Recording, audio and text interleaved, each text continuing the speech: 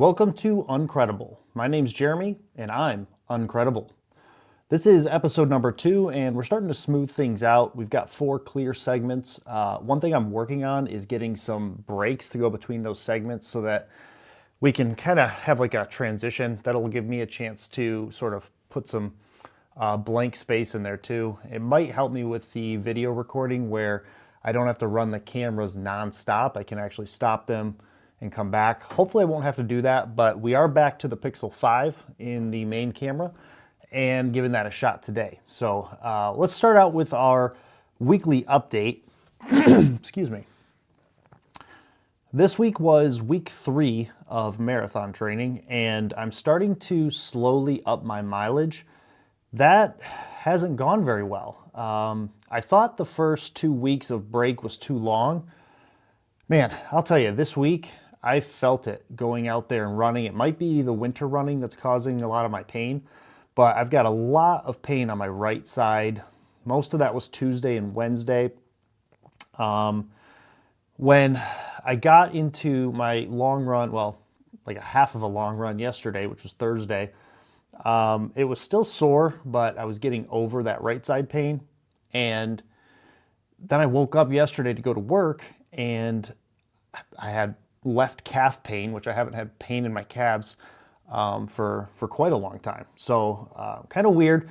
Upping the mileage. My mileage for the last 2 weeks, for weeks 1 and 2, was around 17, 18 miles.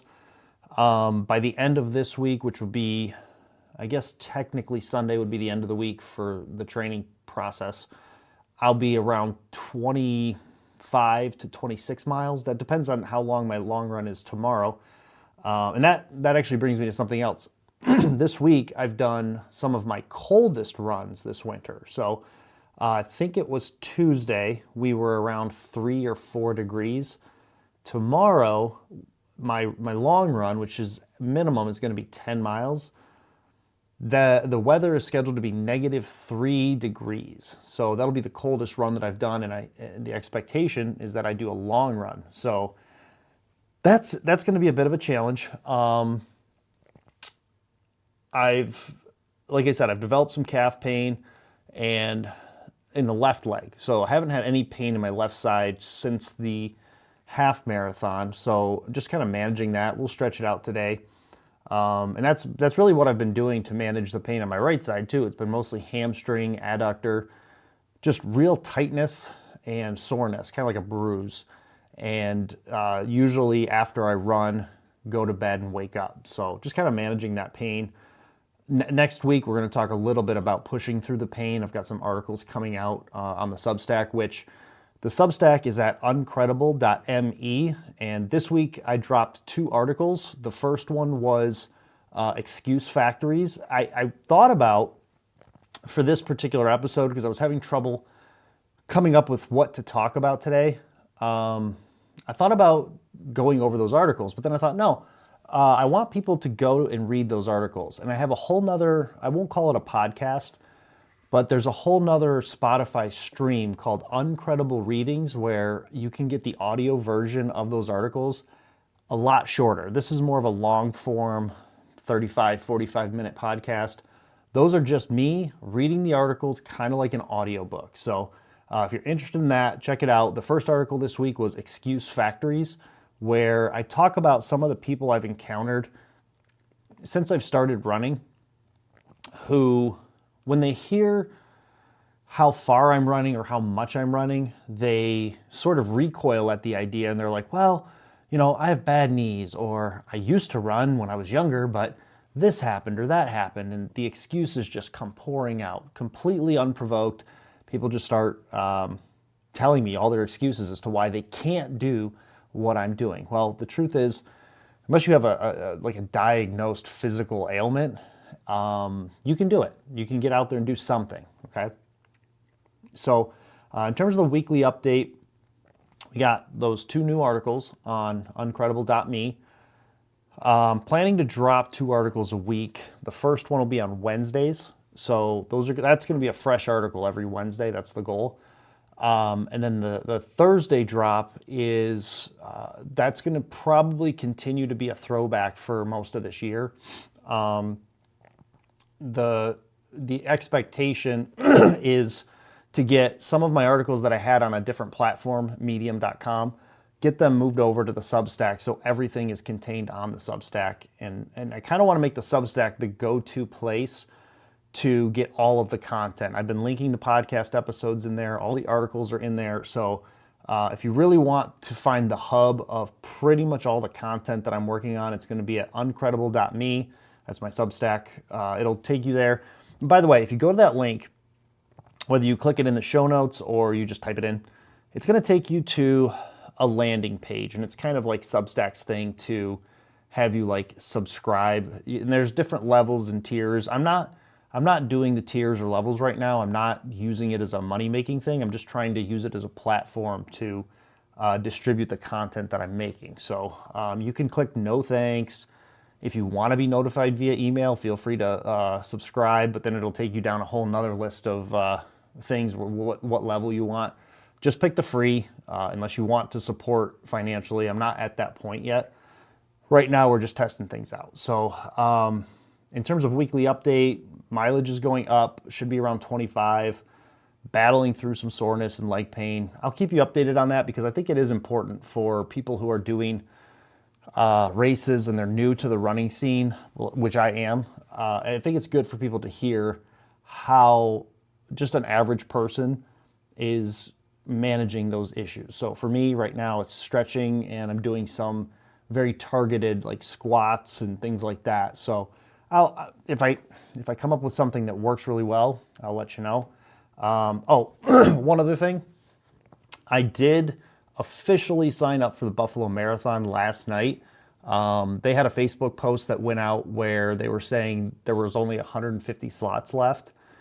Now, this marathon is not until, I think, March 24th. It's the end of March. I think it's Memorial Day weekend. And we're not even into February yet. I fully expected to be able to wait until the end of February to pay the fee and get signed up for it, but I didn't want to miss my chance. I've been planning to do this marathon for probably close to 6 months now.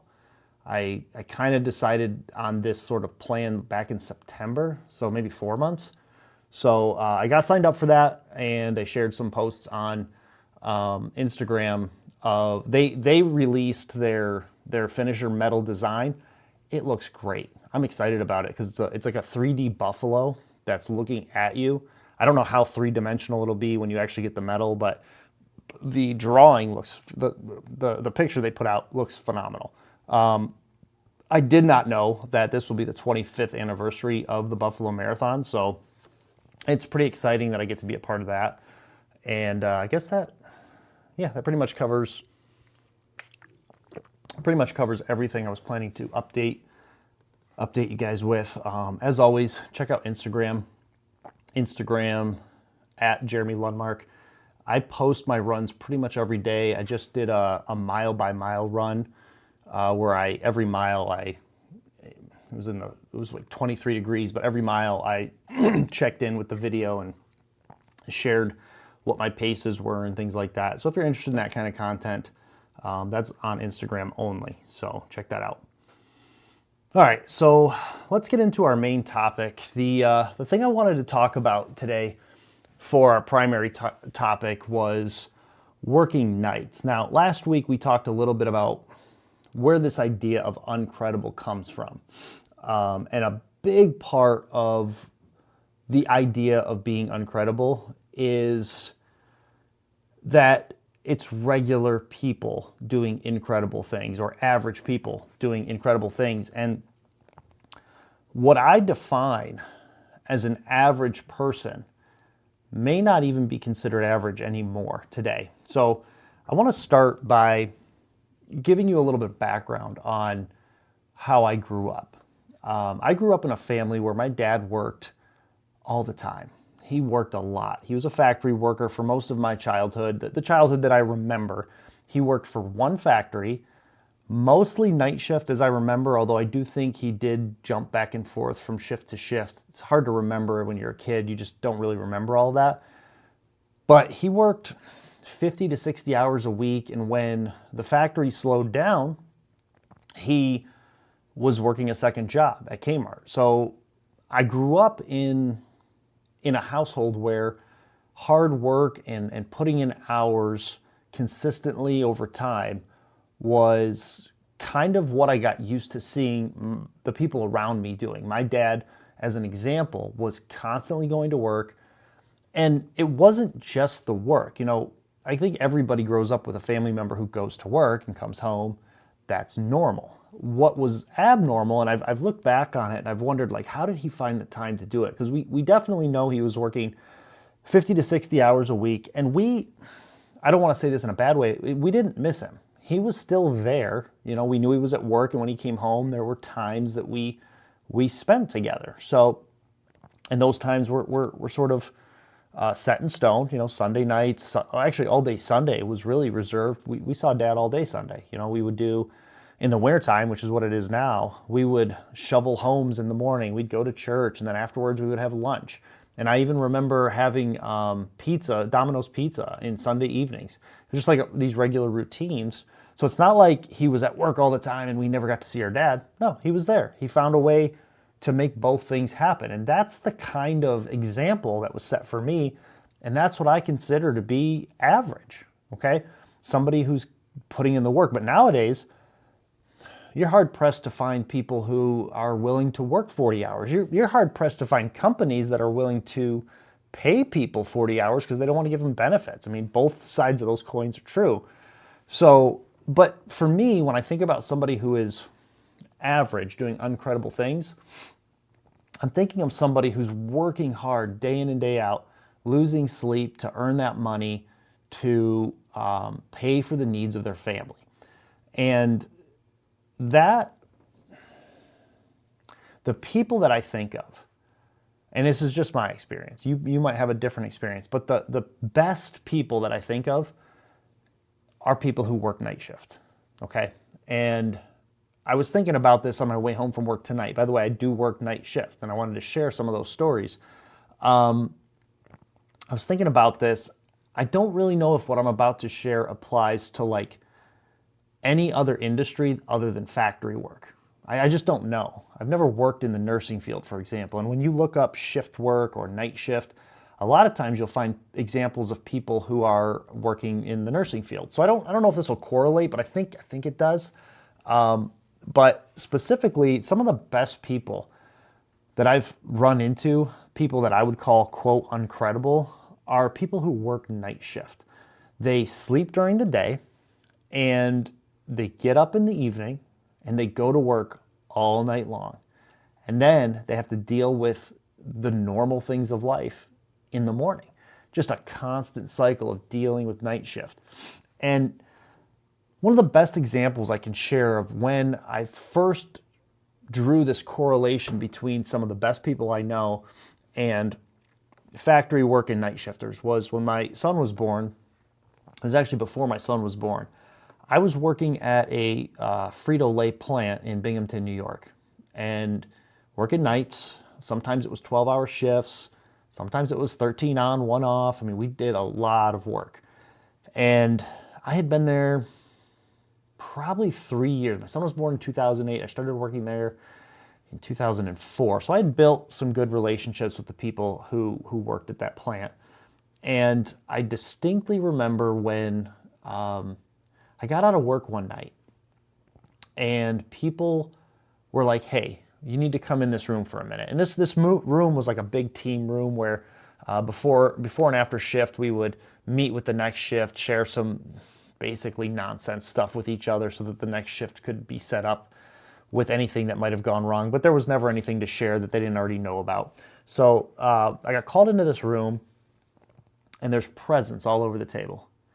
And they had me sit down, and I don't know how many people have noticed, I don't know if they even still do this, the Cracker Barrel rocking chairs that like sit out front on the porch and you can sit in them. I don't know if they do that anymore, but these were like handcrafted rocking chairs that I guess you could purchase them because they had one there, and they got that for me, and they put my son's name, which we had known, but my son hadn't been born yet.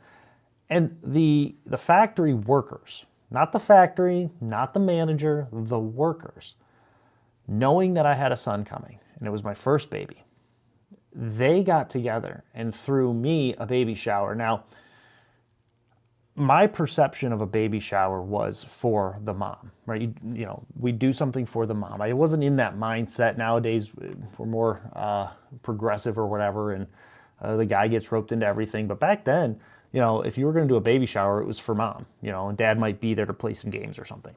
But they threw a baby shower for me, and I thought, nobody asked them to do that. I certainly didn't put on that we needed anything. Like I wasn't like, yeah, it's going to be tough because we can't really afford it. There was none of that. You know, I didn't talk about it in that way. They just did it. And this was all night shift workers who took time out of their own schedules to not only arrange and organize this thing, they stayed late after work in order to put this party on. And they used their hardworking money, hard-earned money to buy me these gifts. And I just remember walking away from that thinking, these are the best people. Like these people who work day in and day out on the floor. And it's important for me to say the people who work on the floor, because there wasn't a single manager that was involved in this party. This was just the workers appreciating each other. I mean, I was one of them, okay? And they were saying, hey, we want to help you and we want to celebrate with you. And I was like totally surprised because it was just not something I expected. And keep in mind that at the time, I was in college studying to be a pastor. I was going into ministry. I have never, should I say never? I can't remember a time when even the church, now I'm sure in some churches this would not be the case, but I can't remember a time in the church where I felt the way I felt about these people, and partly because I felt like they had no obligation to me, where a lot of the times in ministry, I was serving in a leadership role, so I felt like there was some sort of obligation, whether or not there was some sort of like, he's our pastor, he's our youth pastor, he's our Sunday school teacher. There was that like expectation that we should do something for him. These people at this Frito-Lay manufacturing plant, there was no expectation that they should have to do this or would be expected to, right? If they had done nothing, I would have thought not an ounce less of any one of these people. But because they did this unprovoked, not sure what the word is, just without any expectation that they should have to do this, it stuck with me for a long time. And it was after that particular moment that I began to think about like what is a good person? You know, like I'm studying for ministry. What's an ethical person? And these people, by the way, if you've never done factory work, these are some of the rawest people you'll encounter. Probably most of what I've heard in the factories, particularly on night shift, I can't even post on YouTube or Spotify. It's probably not even allowed. But the heart of these people is so real. And I've thought about this for years because I've been working in third shift for 2004 to now, off and on, probably about, I'll say conservatively, 16 to 17 years of my adult life have been on third shift. And I've thought about what it is about, particularly third shift, but factory work also, that makes people like that. Like what causes them to be that way? And I've come to this conclusion, and it might be wrong, but this is what I get down to. These people deal with real life every single day. They're constantly dealing with the realities of life. You're not on third shift by choice typically. I am now because I think they're the best people and I choose to be on third shift. I could be a first shift. I've had offers to go to first shift. I've been to first shift and didn't like it. My schedule is, because I've been doing it for so long, naturally I work better as a night shifter. But it's also because I choose it because of the people. But typically the people who are on third shift are there by necessity. They have bills to pay, and this was the only job they could get, and the job offered third shift, and so they have to be on third shift. Or maybe their spouse works first shift, and so now they have to be on third shift in order to balance out things so they can be there for the kids.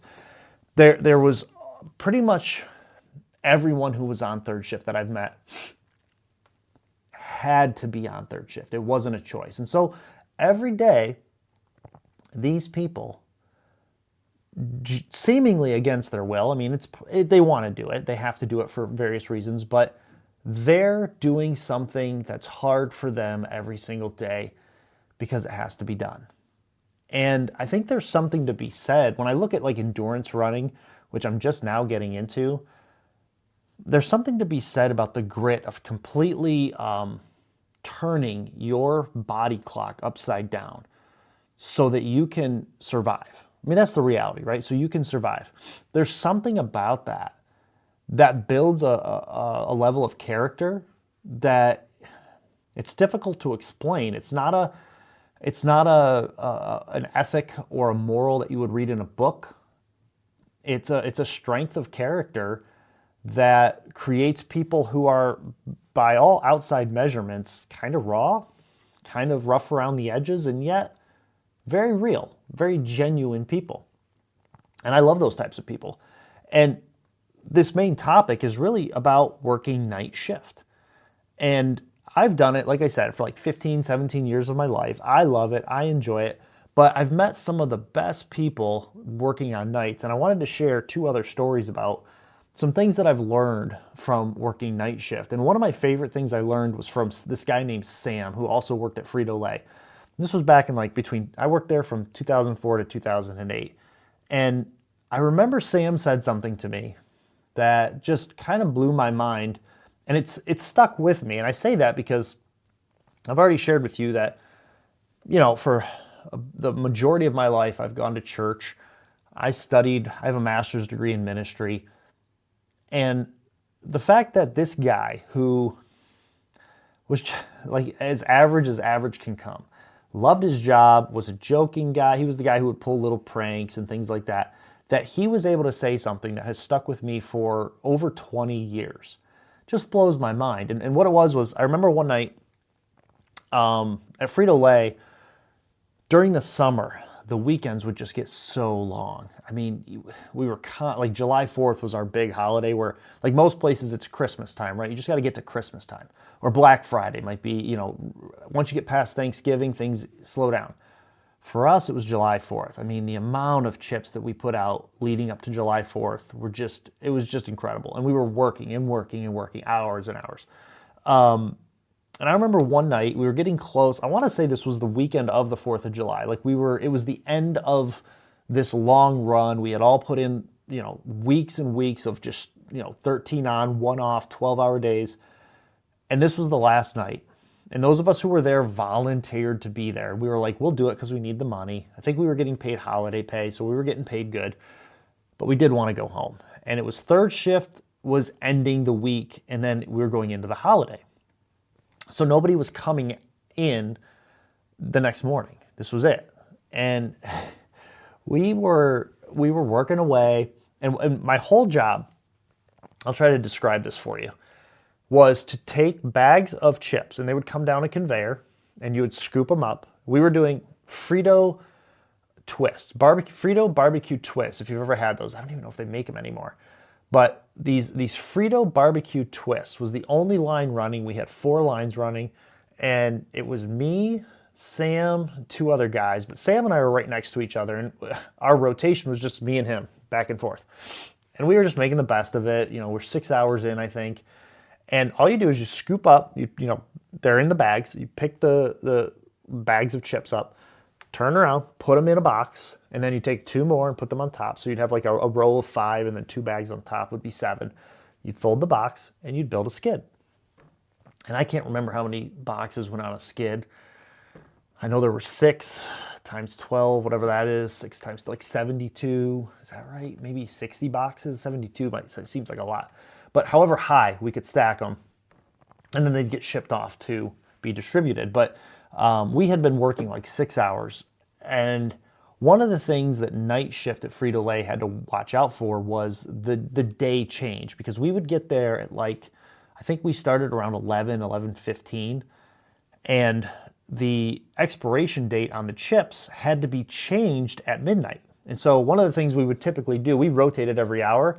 So one of the things we would do is when we rotated that first rotation is we would all just stop for a minute, check the date, make sure the date changed. And oftentimes it wouldn't, and you'd stop and you'd throw out a few bags of chips that had the wrong date on it, and then you start up again. Well, this was the end of a long couple of months of hard work, and we were tired. We were excited to go home. We were excited to be like the only ones in the plant. There was just a certain laxness to our labor at this point. And it was like, I want to say 3 or 4 in the morning. We were getting close to being done. We just had to hit I don't know if we had to hit a certain number of pallets or bags. I can't remember what the expectation was, but we rotated and I checked the code date. That's what we called it, the date code, whatever. I looked at it and I realized in that moment, I was like, we forgot to check the code date. And we had been working probably 2 or 3 hours with the wrong code date. So we called the person who would change the film, and the bags before they are turned into bags, they're just a roll. And then they go through this form where the chips fall down and then they get sealed up.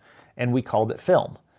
And we stopped the machines. We called the machine operator over and we said, the dates are all wrong. So then we went through the difficult task of checking until we found the first one that was right. And we had to throw all the other ones out, which meant we were going to be there a little bit longer. Now, I share all that with you to say this. A lot of emotions at this point, right? Some people are happy. Like I said, there's only like 5 or 6 of us there, but some of us were happy that we were making more money, right? So we're just like, yay, we get to be a couple more hours. We're going to bank a little bit more overtime. There were others who had only signed up to get a little bit of money and get out of there, and they were upset. And, within yourself, you're feeling both of those emotions too. You're like, oh man, we were this close to going home. Now we're going to be here another couple of hours, and you're just sort of wrestling with these realities. You're tired. You just want to be done for the vacation, for the holiday break. And I remember Sam said this. He goes, I want to read it because I have to make sure I don't screw it up. But he starts laughing and he goes, sometimes we make friends and sometimes we make money. And I was like, what are you talking about? And what he was saying was, like, sometimes in business, particularly that business, you would make friends by giving them too many potatoes. Like, so the chips are measured by ounces, right? And so sometimes the ounces would be too many, sometimes they would be less. And so what he was saying was, like, sometimes a bag of chips doesn't have as much as it says is on there, and so you made money. And sometimes you have more and you make friends. And what he was saying, he was kind of chuckling at himself because this was a saying that he had said before. In this situation, we were going to make money, right? So I guess that's a good thing. So like, we made money, but we're not going to make any friends because in this case, we weren't going to get home to our families. We weren't going to get to our parties. We were going to be tired. And that has stuck with me for so long. Just the fact that, when you're in business specifically, sometimes you make friends, you give away free stuff by accident, and sometimes you make money. And it's a positive outlook no matter how you look at it, right? Like, oops, we shorted a bunch of bags of chips. I guess we're going to end up making money on those ones, right? Or oops, we put too much in each bag and so we lost money, but hey, we made some friends. And I was like, that applies to a lot of things. And that's just stuck with me ever since then, my entire life. I've remembered that 22 years. I've listened to hours and hours of sermons. I don't remember hardly any of them. There's very few quotes that I can remember. But this guy saying this at that moment when people were kind of frustrated and tired and irritable, wanted to go home, really stuck with me. Now, another one of those situations happened at my current job, so I can't use too many names, but there was this guy named Steve, and we were there. This was a Thanksgiving situation, and at the place where I work, the work stops when you hit an e-stop, obviously, right? And there's a little red light on it when you hit that, and the light comes on. And when the line's moving, there's a green light. So red light, green light. So there was one Friday. It was a Black Friday, the day after Thanksgiving. We were all getting paid holiday pay plus vacation. So it was like double time to be there, plus our vacation. So we kind of call it triple time. It's technically like double time plus vacation, but it ends up being you're getting paid 3 times. And we're there, and there were a lot of people who just wanted, same situation, right? A lot of people who just wanted to go in, work a few hours, get good money for like 5 to 6 hours, and then go home and still be with their families. They don't want to break up their vacation too much, but they wanted that money. And then there were some people who really wanted the money, and so they wanted to drag things out. And I happened to be at a station where the people around me were mostly, we want to go home. Let's get these parts out as fast as we can, and then we can go home. And so we're rushing. We're trying to get things done. And it seemed like every 10, 15 minutes, the line would go down because someone hit the e-stop. And people were getting frustrated and more frustrated. And then finally Steve comes over to me, and he puts this like stupid grin on his face. And he's like, "You want to know why I'm smiling?" And I'm like, "Yeah, why are you smiling, Steve?" And he says, "Every time that red light comes on, I make money." And he made the joke that he could switch those because every time that light comes on, he makes green, he makes money. And I thought to myself, this place, like working in a factory, can really frustrate you because you work all these hours and they're constantly doing things that a lot of times don't make sense to you. And it was in that moment that I realized that the key to working at any job that might be tough for you to get along with is to love what they're giving you. And what I noticed in my first couple of years working there was it was very easy to be like, "Oh, there's mandatory overtime. Crap, I won't see my family because I have to be here for work and they're making me do it," right? Or, "Hey guys, we're in a downturn right now, so you're not gonna be able to work this week." Oh man, well, how am I going to afford things? And I noticed that people would very much get emotional no matter what the company was giving them. They would not like it. Sort of like, "Oh man, like no matter what happens, I'm going to be frustrated." And I was like, I can flip that, right? If the company says, "Hey, you have to work overtime." Oh, so you're saying I'm going to make money. I can be positive in this situation. Or, "Hey, listen, it's a downturn. We can only work 32 hours. Well, I can be upset about that. Or all those times when I complained about having to work all this extra hours, I can be happy that I get to spend time with my family. Now, some of that requires you to be prepared for that, but I learned that valuable lesson not from a pastor, not from a professor at college. I learned that from an uncredible guy working in a factory. That particular guy worked on first shift, but I learned that from a guy who worked in a factory. And both of these little nuggets of truth have stuck with me way more than a lot of the other things that I've learned getting an undergraduate degree, a graduate degree, master's degree. All those things are great, but associates, bachelor's, masters, boy, I can't think of 2 more valuable lessons than that I learned in all those years. And I paid good money for those degrees. And these guys taught me this just off the cuff, working side by side with them in a factory. Like working night shift, working in a factory work, these are some of the most credible people you'll ever encounter because they've had to deal with life. They're real. And as I talked about last week, the people that I discovered who were the most credible were the people who would be the least credible in a paper that I was writing for college. The stuff that I learned in college would be considered credible, but it wasn't valuable for everyday life. So I share all this to say working night shift and choosing to work night shift and learning to have a good attitude about night shift has really taught me to embrace the things in life that everybody hates and to find the value in that. One other quick example, I remember being put on a machine that nobody wanted on night shift. And your initial reaction is, "Oh, nobody wants this job." Everyone hates it. It's the hardest machine to do. It's difficult. And listen, it was dirty. It was hard. It was physically hard. It was mentally hard. It was tough. And once I learned that machine and got comfortable with that machine and gained that knowledge, it took probably, I want to say, over a year to get comfortable running that machine.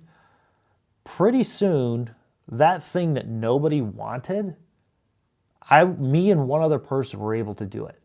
That was it. Now, since then, that machine's been ripped out. But at the time, I became invaluable to the company because I valued doing something that nobody else wanted to do. And that's a lesson that I didn't learn from anywhere else but working night shift in a factory.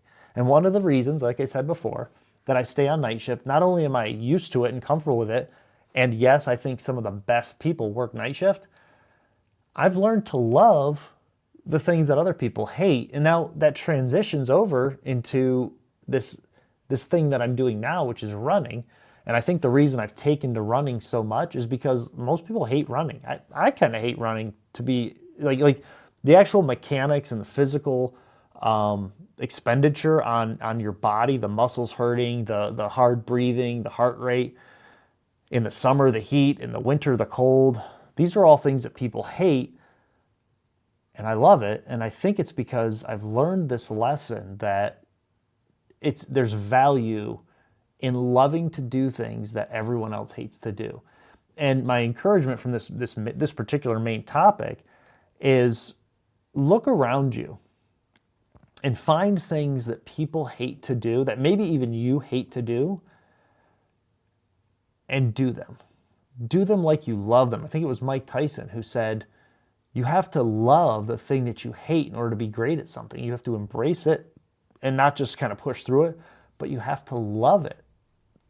One of the things that motivated me to make this the main topic this week was a video I saw on Instagram where this lady, probably some expert, who knows, was saying that, listing off all the stats that go along with working nights or shift work about how they have a higher risk of cancer, higher risk of heart disease, lower lifespan. And it just sort of made me chuckle, because I can see how if you hate working nights and you have to work nights and you hate it, I can see how that could really affect a person to where they would eat poorly, not exercise, be worn out, mess up their circadian rhythm. All those things are true. But also, I know plenty of people who've worked nights their entire life. My dad's one of them, or most of their life. And my dad's in his 70s. And I'm in the best shape of my life. And I've actually been on night shift. I have been in the worst and best shape of my life. And so I've kind of come to this conclusion that it's not about whether you're on night shift or not. It's about how you look at being on night shift. And that goes for anything, any job, any task that you're doing, any exercise, any workout, any diet. It's your attitude towards that thing that's going to affect whether or not you are successful at it and whether or not you reap the results of doing that thing. All right, let's shift gears now and just do a quick podcast feature. I didn't get permission this week to share the podcast clips, and I don't think I really need to share them. I would highly encourage you to go check out this podcast. I'll tag them. Like I said, I didn't reach out to them. I listened to 2 of their episodes. Pretty good podcast, pretty laid back podcast. And the podcast is called Sidetrack Society. Sidetrack Society. Now, I wanted to talk about this for 2 reasons. One, it came up on my Instagram, and I was like, well, I'm looking for podcasts, so let's listen to it. And the first episode that I saw was a 100-mile review, which I didn't listen to that full episode. I did get through half of it. But right before that was their most recent episode, which was on anger. And it was, I think they're married. I don't know. Forgive me if I'm wrong. But it's a man and a woman. And they're just talking. It sounds like they're talking in their car to make this podcast. And the reason I wanted to share this was the episode on anger frustrated me to no end, but it was a very honest assessment of how we deal with our anger. But the episode starts by the lady sharing a story of going to the doctor's office, and she was sort of like the third person watching this other person get angry at the people, the secretary and the people who check you in and do your registration. And the way she told the story was the lady got mad because she had filled everything out online or on her tablet or something like that, and they didn't have Wi-Fi. And the lady was just irate. She was mad because she didn't want to fill it all out again. It took her hours to fill it out, whatever the reason was. And what they talked about in the episode was how the lady made a scene, just was yelling loudly on purpose, trying to get attention, and they discussed why people do that. And I thought to myself, because this didn't come out in their episode, I was like, I can be that lady sometimes in the story that they were talking about. I can relate to that because there's so many times when broken systems or systems that aren't employed properly are being dealt with by people who I perceive as extremely lazy.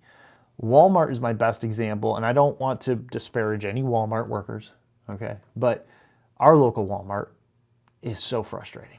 And I'm sure this is true at other grocery stores and other places that you shop, retail places. But there are things that happen that just defy logic to where I could see myself acting the way that they discussed in this podcast. And they were sort of like, well, why would somebody act this way? Well, and they were asking genuinely, like, when you get angry in public like that, what are you trying to accomplish? What are you trying to do? And I don't feel like they really answered the question in their episode. And I thought, well, I'll answer it for you. So the reason people get frustrated and the reason people get angry in those situations is because they don't feel like the obvious, logical, natural conclusion of the situation is being employed. And so they're trying to get people to do that. And the reason you might raise your voice in that situation or make a scene, it might be to get attention. And that's what they talked a lot about. This person might need empathy, or might need someone to feel sorry for them. I'll tell you why I get angry and why sometimes I make a scene like that. And I don't make a scene like she described, but the thing that makes me kind of be like, what are you doing? Like, it's a wake-up call to the person on the other side of the situation to say, hey, are you aware of how frustrating this is to other people? And if you are not aware, we're going to make you aware. But on the flip side, in making you aware, I discover whether or not the problem is, does this problem exist as something that is outside your control, or is it something that is inside your control? And when I discover that, that is when I can maybe make the scene worse or whatever. Sometimes you get to a point where you're like, there's no point in arguing this. There's no point in making this scene. But you do want to make your concerns known because you may not realize whether or not that person even knows the problem exists. I know for me personally, when I'm in public and I get angry like that, it's usually because I want to make them aware of the situation and hopefully get them to fix it. Now, one of the things that really stood out to me was there was a point where they were kind of bantering and joking, and the lady in the podcast said to the hypothetical person who might be doing this, it's a small thing. How much time do you need? Like how much time?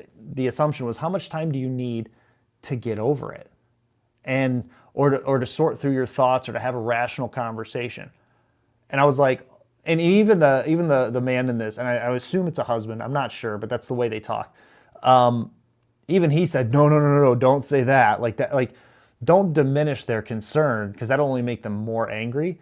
But what stood out to me in that interaction and in that comment was the assumption that the person who was expressing anger in a way that might be perceived as irrational must be wrong. And that's not the case.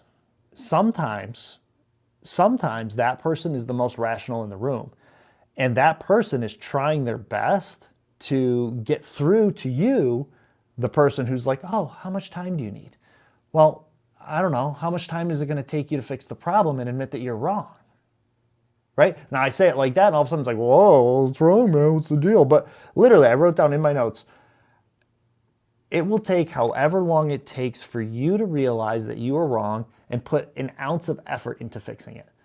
And now I don't know, listening to that story and that episode on anger, I have no idea what the situation was. The lady might have just been completely irrational, throwing a fit. The way she described it, the people tried to help her multiple ways, and she was just insistent that it wasn't getting fixed unless it was done her way. Maybe so. There are people like that out there.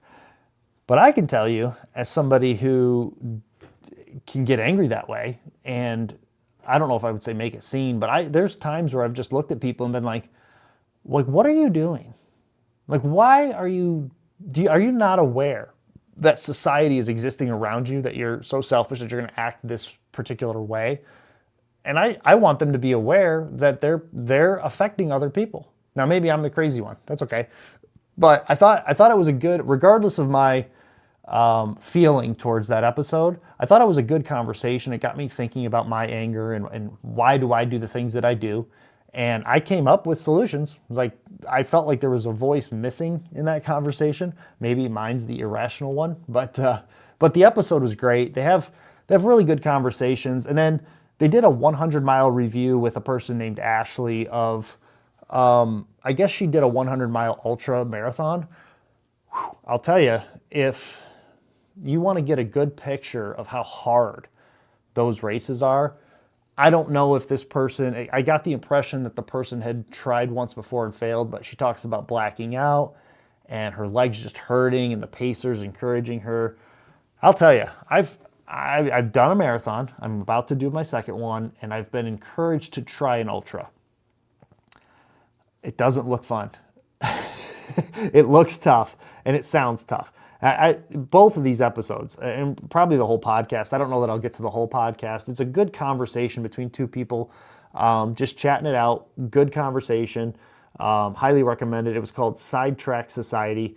I don't know what I have for next week. I have one that I set aside. I think it's a guy who's talking with his children, which looks kind of exciting to me. But yeah, check out the Sidetrack Society podcast. I think you might enjoy it. Check out that episode on anger and tell me if I'm crazy. And I would love to hear what your thoughts are. Like, have you ever made a scene in a public place because you were angry? Were you being irrational? What were you waiting for? Yeah, interesting. Listen to that episode and let me know what you think. I thought it was interesting.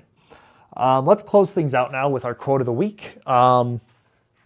Here it is. Ooh, I don't know if I still have not been able to hold this up in a way that it shows up on the screen. But our quote of the week is, you don't have to run, you get to run. And I was thinking this exact thing on my run yesterday, and that quote is from Thursday on my calendar. But I was actually thinking this because I was sore going out yesterday on my run. And I was like, I have to get this in. But when I got out there, a lot of my pain and my soreness started to subside. And I decided, one of the reasons I filmed every mile was to make myself, kind of force myself to slow down and stop and enjoy running, enjoy the scenery. And one of the ways I could do that is I had to get my camera out and film at the end of every mile and say, hey, here's where we're at. So that's why I did that. But we can't lose sight of the joy of running while we're chasing these PRs and training and doing training blocks. We have to, and I'm speaking for runners, but I'm sure this is true of any athletic pursuit, whether you're a gym bro or whatever you're working on. You have to remember why you're doing the thing that you're doing, because otherwise it'll just turn into a drudgery and you'll start to hate it and you'll start to say, I have to do this. And then you'll get to a point, if you just keep going off that motivation, to where you go, I don't have to do it. And then it'll fade away. And what made it special to begin with, one of the reasons you brought it into your life, you'll lose that. So I went out and I had a fun run on Thursday. Tomorrow is going to be another one of those, I got to get over that hump of I have to, because it's going to be -5 degrees. So yeah, this week's quote, you don't have to run, you get to run. Let's close things out. Thanks for listening to the Uncredible Podcast. Remember to subscribe at the Substack at uncredible.me. Like and subscribe on Spotify and on YouTube. If you're looking for the merch, I wore this shirt. This is one of my favorite shirts. I thought it When I first got it, I thought it came out terrible, but I kind of like it now. It's one of my favorite ones. I didn't think it would wash. Like, I thought if I washed it, it would kind of wear out. I've had this for months now, and it's fine. But you can get this shirt along with all kinds of other shirts at merch, merch.uncredible.me, uncredible.me. And if you're interested in those daily updates, photos, quotes, fun things that I post on Instagram, that's at Jeremy Lundmark. Check those things out, and thanks for watching and listening to Uncredible. We'll see you next week on the podcast.